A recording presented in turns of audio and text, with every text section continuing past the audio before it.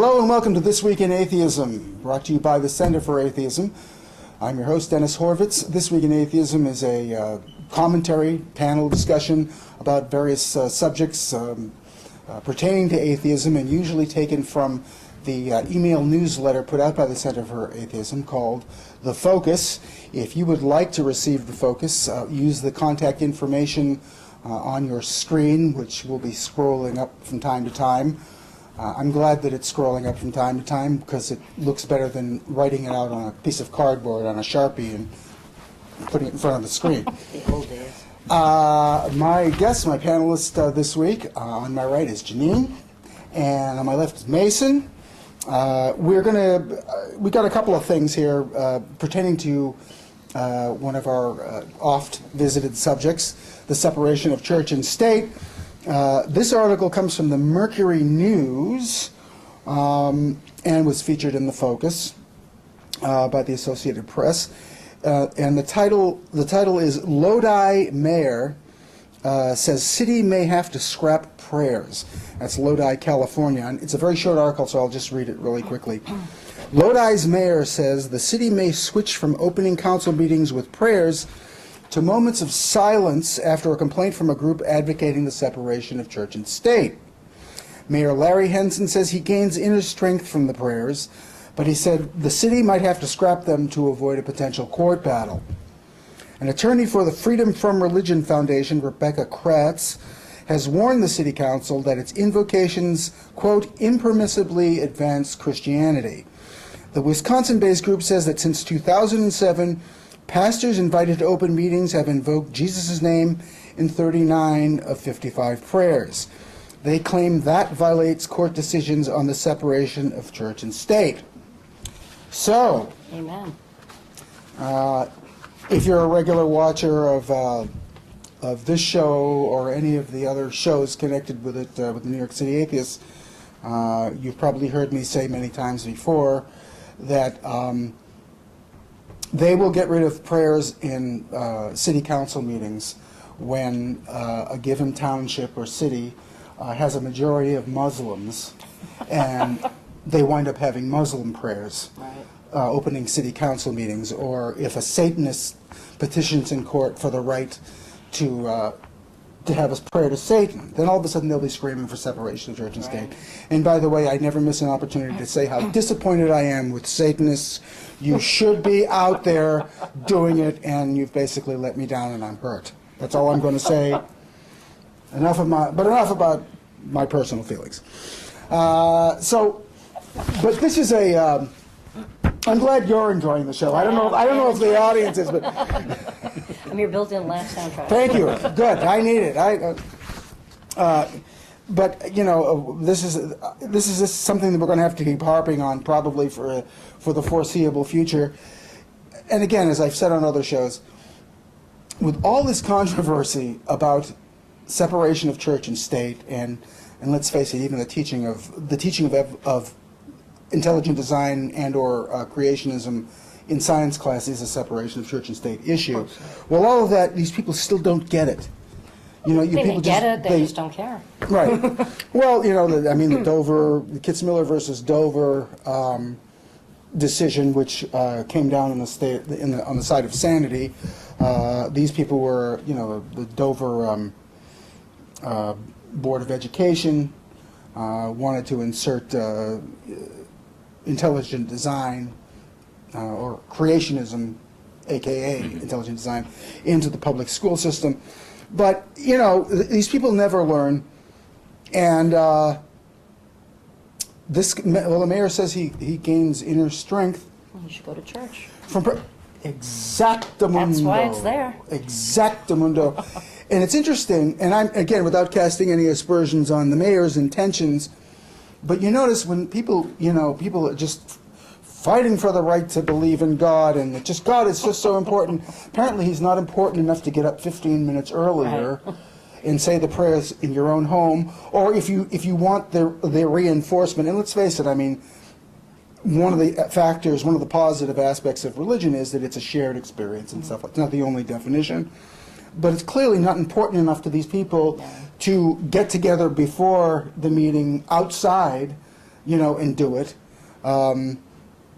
But no, I mean, that's why we have to look at it with a little bit of cynicism here, that maybe they're trying to force something. Now, in this person's case, I think a lot of it has to do, in all honesty, with the fact that it's just been done so long that that's just the way they always do it, Right, and they right. get a sentimental attachment to it. And I think the problem here is that the problem we're having is a lot of people who support, who are against removing under God from the Pledge of Allegiance, who support having the Ten Commandments in courtrooms, prayers in school. I don't think they're proactively trying to force their religion on people. Right. It's just this is the way it's always done. They're Right, attached they're to it. clinging. It's a sentimental attached to. It's their view of the world. It's their view of themselves. Unfortunately, it's unconstitutional. I think it's Or difficult if well, maybe difficult isn't the right word, but for some people it's difficult when you're in the majority and everyone feels the same way you do, unless you're really making an effort to try to see something from the viewpoint of someone else. Right. You're likely to say, well, who are these troublemakers and why can't they just go along with what we all always seem worked. to? Right. Exactly. Right. Exactly. Yeah. Sure. And I don't think but there is I think at the center. I think behind a lot of this are the Dominionists who Ken, can we have that camera over here? Or? Oh, okay, because I'm. I thought he was coming back. Oh, okay. I'm a disembodied voice as a rule, except when I'm on camera. But there is a small number of people who actually do want to take over the country and turn this into a Christian nation, and they're called Dominionists. But they're actually a very small group of people within evangelists. They're not even the majority of evangelists. But I think they get so much traction because they win the sympathies of people who don't kind of give it a lot of thought. Right, well, You status know, quo is always easy yeah. to stick with. Yeah. Again, because people, and I know people that just don't get it. They don't understand what the big deal is. right. If they have prayers, if a clergy person comes in and gives a prayer at a public event, a taxpayer-funded event, and the clergy person doesn't invoke the name of a specific religion's God, well, then what's wrong with that? If we say we're one nation under God, well, it doesn't say which God. But the whole idea is, and of course our position is, that the state has no business taking a position on God, period. That's just what it is. That's what the Constitution says. And, the separation of church and state doesn't appear in the Constitution. But neither does the privacy, Right, and I think that a lot of these people, they won't come around to having an appreciation until, as you said in the beginning, you end up with a majority that's not the belief system that they subscribe to, and now they, get to see maybe what it feels like to be preached to, and they think it's inappropriate.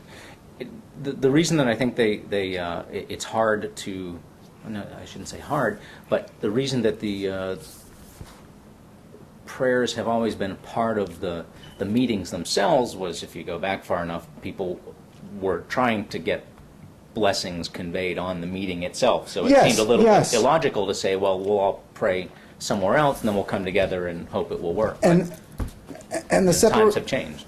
Times have changed, and the separation of church and state was kind of a hard concept to. I think unless you're really thinking about it, if you're coming from that position, I can certainly understand it. And interesting thing is that who Michael Newdow is. Yeah.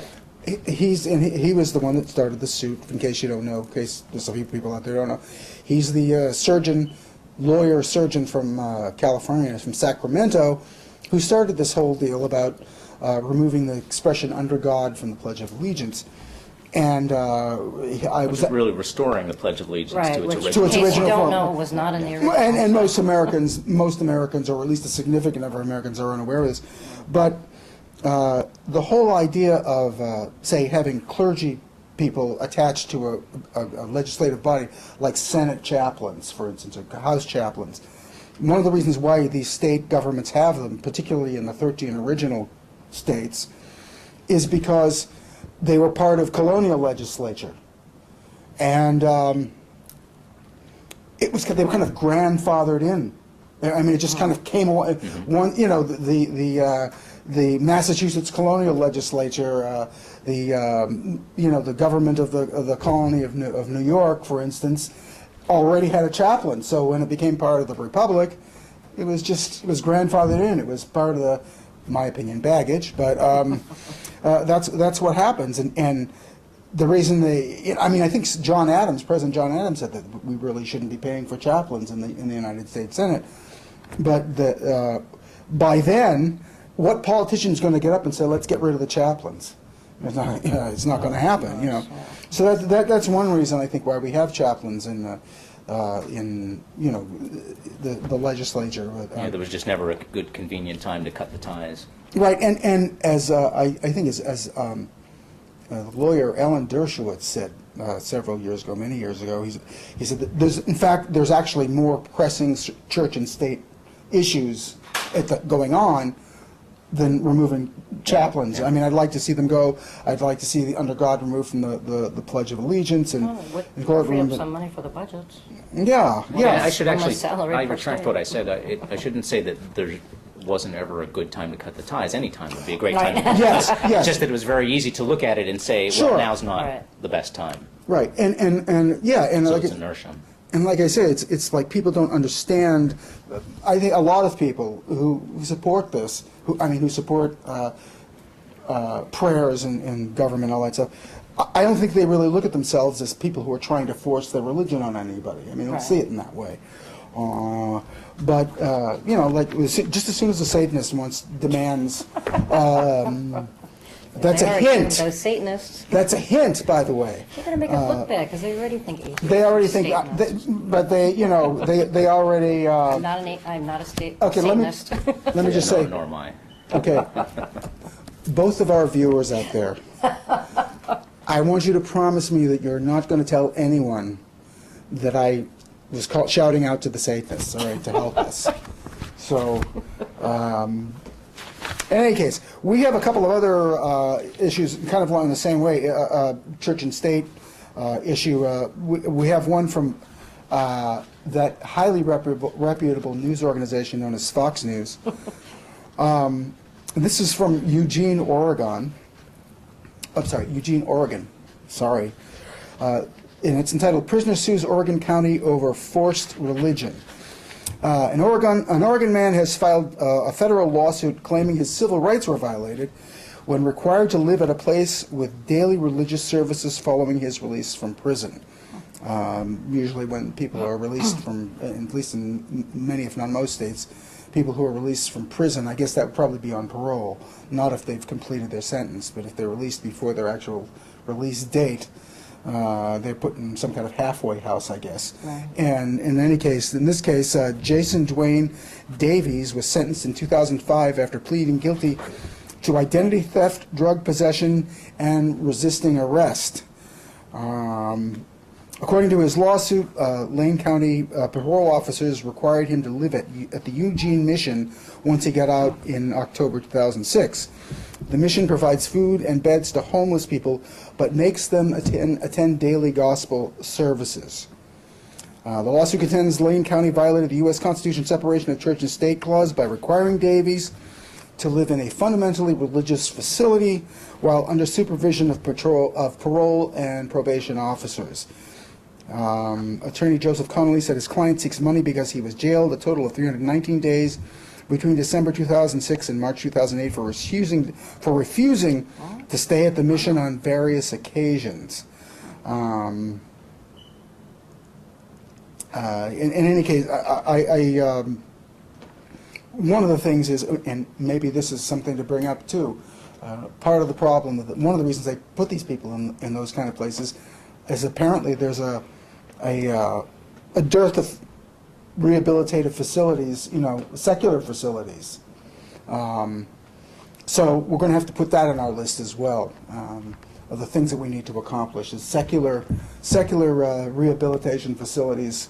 Most of them probably are. I don't know. Maybe the It sounds like it was Satanists could do over. something. Maybe the Satanists could do that. It sounds like it was overflow. perfect. We need a Satanist prison rehabilitation That program. was a joke. He was making a joke, but I'm dead serious. Those of you who watch regularly know that I'm dead serious about You that. can't be an atheist Just- and a Satanist. No. Yes, you can. No, you can't. Absolutely. Okay, that's another show. But actually, in all truthfulness, and I don't want to kind of get off on this, but just as a point of information, mainstream Satanists. I can't believe I'm saying this. But people who consider themselves mainstream Satanists are in fact atheists. That they just do the Satan thing as for a ritual. It fulfills a need for ritual. But most people who call themselves Satanists are actually atheists. Although most atheists are not Satanists. So The majority of atheists are not Satanists. The mainstream Satanists, they're the ones that are always Mom- complaining. They're the ones that are always complaining about those fringe wacko Satanists. Yes. Mom and pop Satanists. You shouldn't besmirch them. Apple pie Satanists. Mom and pop apple pie Satanists. You shouldn't besmirch their reputation by confusing them with a few extreme Satanists that that. And which one are you? I'll never tell. In any case, but what? So here we have a case of violation of the separation of church and state by someone who is more or less forced to attend religious services The unfortunate with thing about taxpayer this money. is that he's apparently a unrepentant criminal since he's back in jail, which is too bad because I think he has a very good point. He does have a good point, but it actually doesn't. Yes, I know, but it doesn't. He's back in prison. He isn't back in prison. Basically, I guess when he was filed the suit, he was already back in prison for having screwed up the first time, and he's apparently a repeat offender. Nevertheless, his rights under the Constitution, at least in that regard, still stand. His prayers didn't work. Apparently his prayers didn't work. Well, I don't. It actually doesn't say that he is an atheist. He's just complaining that he's forced to to be in a facility that requires religious service attendance, and he's absolutely right. I mean, supposing it had been a prisoner, an ex-con of any religion, never mind an atheist. Yeah, I mean, he could be a Muslim. He could be a Muslim, Why or should he be forced to attend or Christian services? a fire worshiper, or Yeah. I can Right. see one of the things that would make this confusing when people read, when the general population reads this, is they're thinking, well, the person's a criminal, he's in prison. The point of prison is that you don't have all of your liberties. But then certainly it begs the question, you should have a compelling reason why each individual liberty is curtailed. For example, the freedom of free association, there's a good reason to curtail that while you're in prison. Should he be forced to adopt to someone else's religious beliefs? I don't. No. I don't see the connection to No. his punishment or why that's inappropriate. No, well, you give up certain rights when you go into go to prison, but the freedom of and from the freedom of conscience is not one of them. That's I mean, right. That's right. I mean, And if they took a Christian prisoner and shipped him off to a Muslim halfway house where he was obliged to attend Muslim services, there would be hell raised. right, No pun intended. right. But it's interesting because I'm just thinking the argument isn't symmetrical in that if you sent a prisoner to a secular rehabilitative center, He could pray if he wants to. he could pray if he or she wanted to, and it wouldn't come under the same. A secular institution can be funded by taxpayer money because, even if it's run by atheists, as long as they don't impose atheism on anybody. That's right. And that's the key word, the imposition. It's the imposition. Right. It's, Yeah.